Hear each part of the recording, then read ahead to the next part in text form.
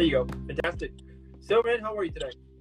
I'm doing great. How are you doing? I'm doing fantastic, man, as well. I mean, thank you so much for being here. I mean, what better way to finish an epic evening with an epic guest, right? Thank you. Appreciate it. There you go. There you go. And so welcome to the show. It is so cool and awesome to have you here. Before we start, I have to give you a proper welcome. So if you have seen some of my episodes before, you know exactly what I'm about to do. If not, that's fine. Let me show you. There you go. There you go. Hello. Perfect. You know, at some point we're gonna have live audience. So Staples Center, here I go one day. So There you go. So starting with the whole interview now.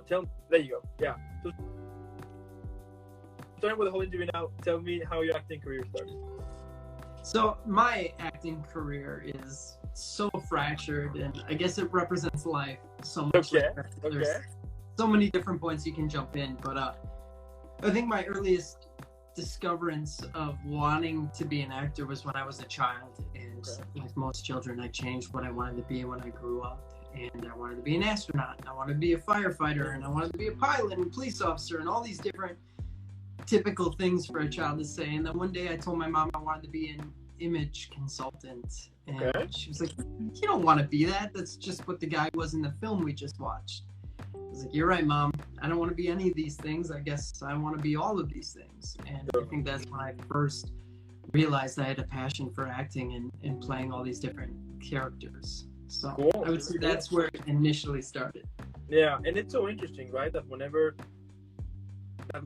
that something clicks in your mind, you're like, I'm good to go. You know what I mean? Yeah, and for it's sure. so cool. Yeah, and it's so cool whenever that happens when you're a kid, or like, because sometimes it happens that when you're like on your 20s, 30s, 40s, 50s, and then something clicks and you're like, I'm good to go here. You know what I mean? Yep. And that totally plays into my life as well, because I listened to the world saying that acting wasn't a viable career path, and for a long time it was just a hobby. It was something that, again, I kept getting pulled back to. Every time I tried to quit acting, a project would pop up or someone would approach me to join their project. So I just kept getting pulled back, and then I'd say 2 years ago was when I was like, you know what, screw it, we're just going for it. Yeah, I love it. That's where it became a little more serious for us. Okay. I like it. Okay. Awesome, man. Now, before we continue here, I'm noticing here that Jessica Malka just joined in. Now, she's the one that I interviewed a couple of, she's been here on the show for a couple of episodes. Huge shout out to her. If you're watching this, you're amazing. Let's continue. Also, don't forget to follow her super quick. But anyway, going back. So at first, what were some of your recently challenges? You know, when you were, recently started, you didn't know what the hell you're doing, because I think it happens to all of us, right? That whenever we are, starting doing something, we just don't know what the hell we're doing. We're just like constantly trying and failing here and there. But for you, like, what kept you going? What kept you be like, okay, I want to continue doing this? Yeah. So I think it was just the passion of wanting to do acting and being so different from what's typically expected from life. And I think something that I struggled with early on was I was embarrassed about wanting to be an actor. I would go to auditions and I would just read the lines literally off the words, no acting, just reading, and be like, if you give me the role, then I'll be more vulnerable and put myself out there and really go for it. I love that. I think something that's really been motivating for me is, and we kind of talked about this before, Dan, is time machines are real. When you work somewhere, if you look at the people that have been there for 20, 30 years, you'll start to notice patterns amongst all of them. And you can really see kind of where you're going to end up if you stay in that spot. And I was working in a mill in the Midwest, and everyone was miserable, depressed, bad knees, bad back, divorced, just working tons of overtime. And I was like, I don't want that. So screw what everyone else thinks. I'm just going to go for it all. And that's kind of where I got motivated, was I knew what I didn't want. There you go. Pushing forward. Yeah, and I do think that we should like question ourselves that more often. Like, instead of like the typical what I want to do with my life, we should also ask what we don't want in my, like, what do I don't want in my life? You know what I mean? Yeah, for sure. Like, I'm not going back to that. There's no way I'm going back to that. Oh yeah. Mm-hmm. Yeah, totally. Yeah, I know what you mean. So in 2013, you were in Don't Go to the Reunion. So tell me, like, was that like one of your first projects, and like, what are some of the things that you can remember, like from those first experiences?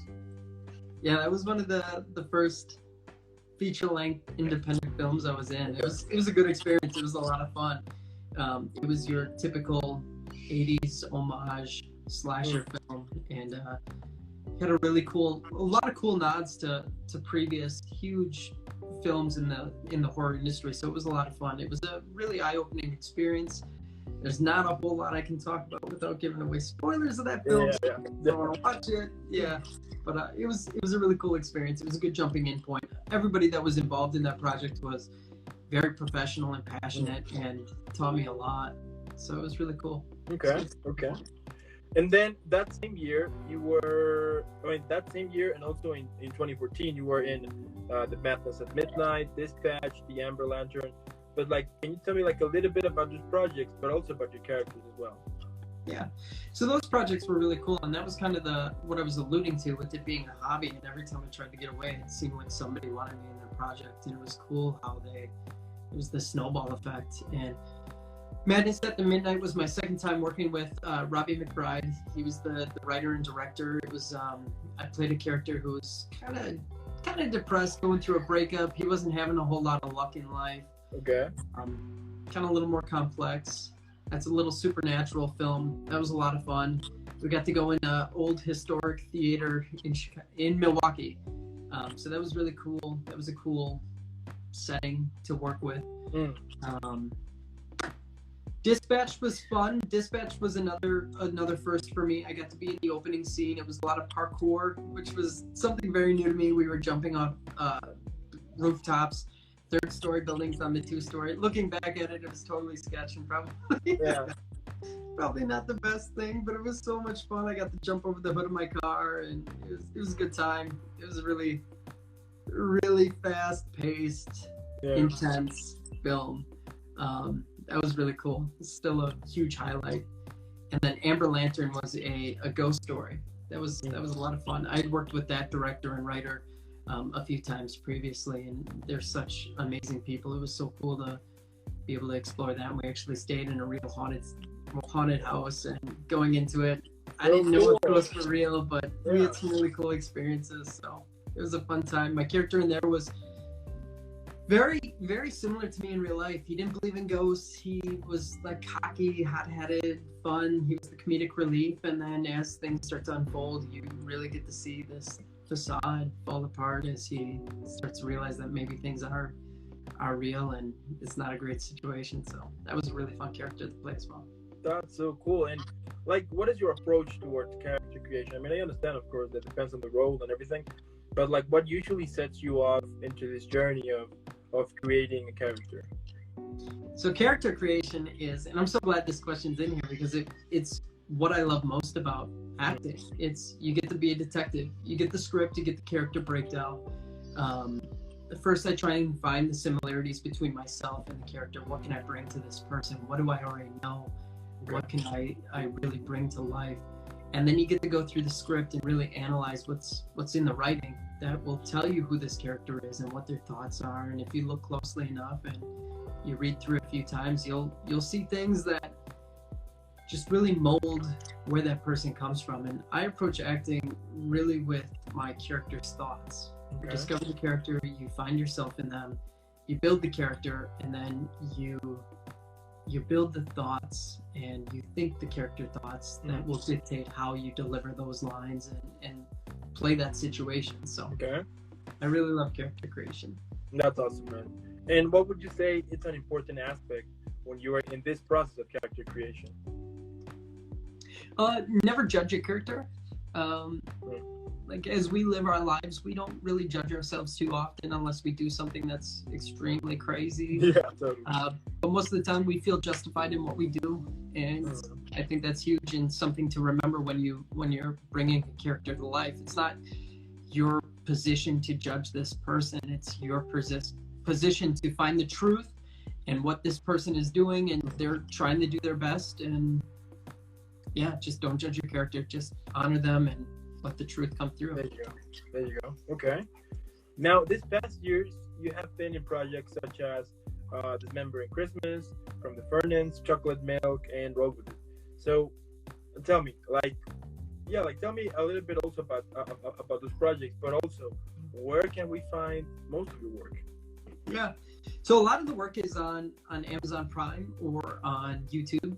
Searching those titles will pull up most of those things, so you can find a lot of the work on there. Those characters, Dismembering Christmas was fun, a little bit different from who I am. I got to play someone who's a little more reserved, a little more not so sure of himself, but he was very much in love with the lead of the film, and I get to play the love interest. And that was cool, being able to bring this like shy sweetness and uncertainty and awkwardness to the character. Was a lot of fun. And we filmed northern Wisconsin in the middle of winter, where it was like negative 30 degrees for some of the shoots, outdoor shoots on a frozen lake. So we're running in, we're running out, just all kinds of crazy things. It was a lot of fun. From the Furnace, I got to play a confident sidekick police officer. He's very confident in himself, but he's very loyal to his partner, and he supports him. And they're kind of the last of the really morally correct in a very corrupt situation. So that was a lot of fun to play. Chocolate Milk is about interracial blind dating, or interracial dating through what we have nowadays with social media and all the different dating apps. Kind of doing that. It explored just how race can play into that kind of scenario. So that was really cool to do. It was a very small, intimate cast. It was me and a very wonderful actress. So that was a lot of fun. And then Roll With It was a very amazing project. I met a group of people during the pandemic on online acting classes, and we made this film. We wrote, we produced, I directed. But it was a lot of fun. My character he thinks he's getting to the next level of his relationship with his girlfriend. He thinks it's finally going to happen tonight. He shows up, and it turns out they're going to play D&D together, and it's not what he expected at all. So it was cool, kind of playing the straight man and letting everybody else just kind of go off and have fun and be crazy. So it was that's cool. So cool. And like, what aspect would you say it's important for storytelling?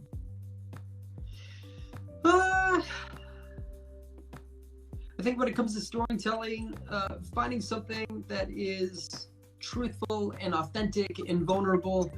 I feel like sometimes when we write, we try and be cool or guarded, or we don't want to open up different avenues. Hi, Maddie. We don't want to show different portions of ourselves, and I think it's important to just find a story and run with it and see what comes out and live it truthfully. And there's so many things that people relate to that we don't think they would, and I think it's really cool to just put that out there and tell the story truthfully. And well, now you also produced, wrote, and directed, as you were mentioning. But tell me, like, how was the process of doing so many things at the same time? It was interesting. It was very interesting. I co-wrote with it with two other people, and it was so much fun. We were on Zoom just bouncing ideas, trying to find the right path to take these characters, and it was so cool. I highly recommend, if you are an actor out there, write your own material. It's so rewarding and so fun. Find a group of people that you click with and stick close to them. They will help guide you, and those people are so amazing. They definitely brought it to life, and I give them all the credit. Directing was fun. Again, we had such an amazing team. I know I get most of the credit for directing, but it was such a collaborative effort, and it was such a, what's the right word? It was such a collaborative environment that everybody had ideas and felt comfortable throwing them out there, and it was really cool. But as an actor and also directing the project, you know kind of the vibe and exactly what you want. So you know if you're hitting your mark as the character, or if you have a co-star who you have a certain vision as a director for, you can kind of dish your lines a certain way as the actor to kind of help bring that to life. So it's a really cool aspect to have that point of view as well going into a project. Okay. And how usually, what inspires you to start writing? What usually sets you up? Usually stories I hear, little prompts I see, dreams, anything that I stumble upon that I think could be a cool story. I definitely connect and relate to things that are a little more complex and layered, a little more damaged. Okay. So finding those things in life and then just running from there. It could be something as simple as hearing one line in a song and then being like, that would make a great story. Or seeing something in real life, or hearing someone at a party telling a story and being like, that is a great setup for a movie. And those kind of things inspire and motivate me to just put pen to paper, fingers to keyboard, and just let things flow. And I think when I write, I don't try and be right the first time through. I just throw things out there, and then you can always go back and format, but I just try and get those ideas out of my head as quickly as possible. Okay. And like at the moment, what are some of the things that you have enjoyed the most about your acting career? So at the moment, last month I moved out to LA. I made the big move. I'm back home in Wisconsin for the holidays with my family. So that's been very rejuvenating. But last month I made the big move to LA. I go back out on January 10th. I'm loving it. It's such a cool environment, such a big leap of faith, and it feels right, and I'm connected to it. So that's really cool. Just signed with an agent out there. I did a small project on Lifetime. There's a new show coming out on Lifetime Network that I'll be on. It's called Living Among Us. But I just wrapped a play 2 months ago. Maddie, if you're still watching, Maddie was there for the play. It was called Two Rooms. It's a very intimate small cast. I really connect with small casts. I think it's intimate and so much fun. But that was a really cool project. Yeah, I'm really excited for the future and to see what lies ahead. I think that's what I'm most excited for. There you go. Yeah. Okay. Now, if you could describe your career at the moment, whether in a movie, TV show, a book, or even a play, why not? What would be the title of it? I think it would be a TV show just because of how fast-paced it feels like it is, but that's convenient. That's how I like it. Everything moves quickly, which is really cool. My wife and I were talking about this. I think it would be Chaos with Cuties. I'm deceptively old for how young I look. We have 3 children, and it is exactly that. It's chaos, but they're adorable. Yeah, we love it. And we love it, so we run with it. So I'd say that. Our life is pretty chaotic, but it's good. It's what we've built. Okay. What we want. So I like that. that. I live with 3 dogs, so. Yeah, that's equally crazy, I bet. So. yeah. But especially when you realize that you spend more money on their food than on your own. Mm-hmm. You know? Yeah, when you have kids, you spend a lot of money on their food and they don't even eat it. So that's good. Yeah. That depressed me. The other day, I went to the supermarket and then I bought, like food for them, and it was costing a lot. And then it was so hilarious because it was this huge bag, like food for them, and just 3-4 things for me. And I was like, I can't believe this is happening. You know what I mean? That's how it goes. They'll take over. That's how it goes. Oh yeah. And if you could describe your career, but on a drink, which one would you choose? I don't know, man. I don't know. That's a good question. I'm just gonna say it. I don't know if the analogy really matches up, but I'm gonna say the whiskey old fashioned. It's like the national bird of the state of Wisconsin. But it's my favorite drink, so I think it matches my life because this is my favorite life. We've built such a crazy roller coaster with the wife and 3 kids, and it's a blessing. So many cool things are happening, so it's just my favorite. So I'm gonna go with my favorite, the whiskey old fashioned. There you go, man. I like that. And like my last question here, like what motivates you? I mean, we all have those days, right? I mean, it is inevitable that at some point we just feel bad. We just think that whatever we're doing is not worth it. That we have wasted our lives or time even. So like, what gets you out of this whole toxic thoughts and be like, you know what? I'm just gonna continuing doing this because it is what I love. And yeah. I think there's so many different routes I could take this. So we only get one life, and you might as well live it full out. There's no sense in playing small.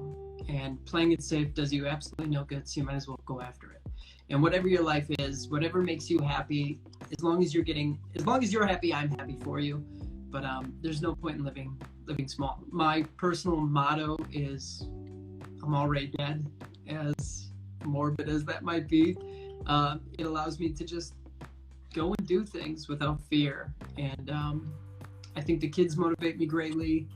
I want to be able to show them that you don't have to follow what society deems as normal. You don't have to go to college and get a good job and be miserable for the rest of your life. And if you're doing that out there and that's what makes you happy, I'm happy again. Yeah, exactly.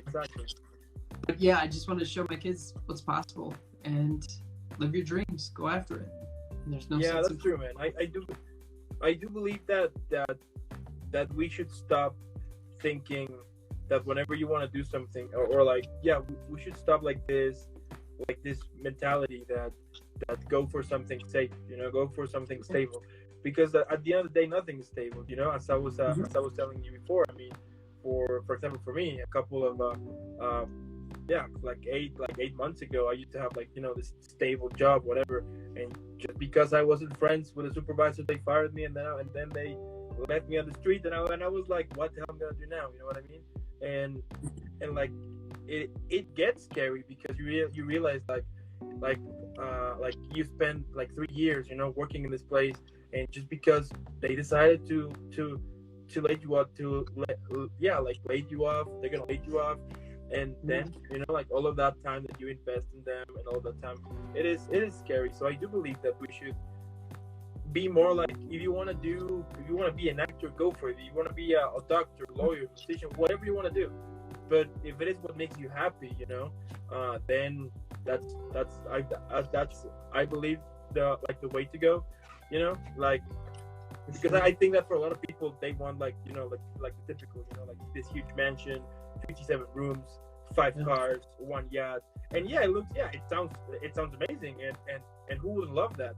But at the same time, I think that for everybody of us, being successful is totally different. You know what I mean? I mean, maybe from another person, being successful might be just having like small house, family, couple of kids, and that's it.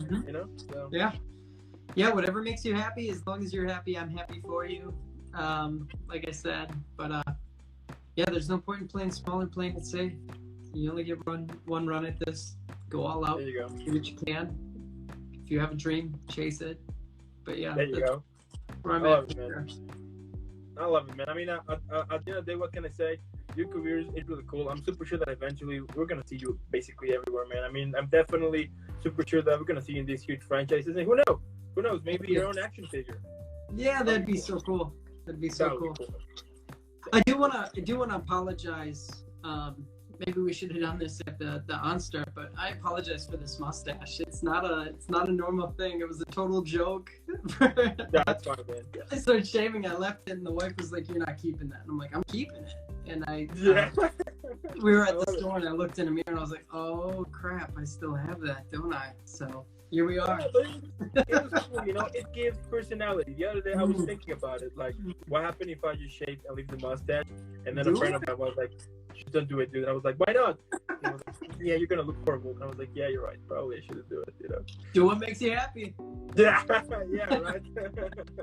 No, I'm shaving this immediately after this call. So sounds like a plan, man. Sounds like a plan. But hey, as I said, keep killing it, man. Keep crushing it. I mean, one thing that I do respect about actors, about you guys, is the fact that you basically, like, regardless how difficult or how hard times might be for you, when it's time to perform, you manage to get out of it and just give us your 100% to our performance, and that takes courage, because I mean, we are humans here, and we're not perfect, and we sometimes feel terrible, and we still need a job to do. And the fact that you're doing it is really impressive, and I do admire like your commitment and like your whole your whole pushing and stuff, So anyway, man, keep killing it, and also I want to thank those who are watching right now. Thank you so much. If you're watching this later, or watching it on YouTube, or listening it on Spotify or on Apple Music, make sure that you're following Johnathon in all social media.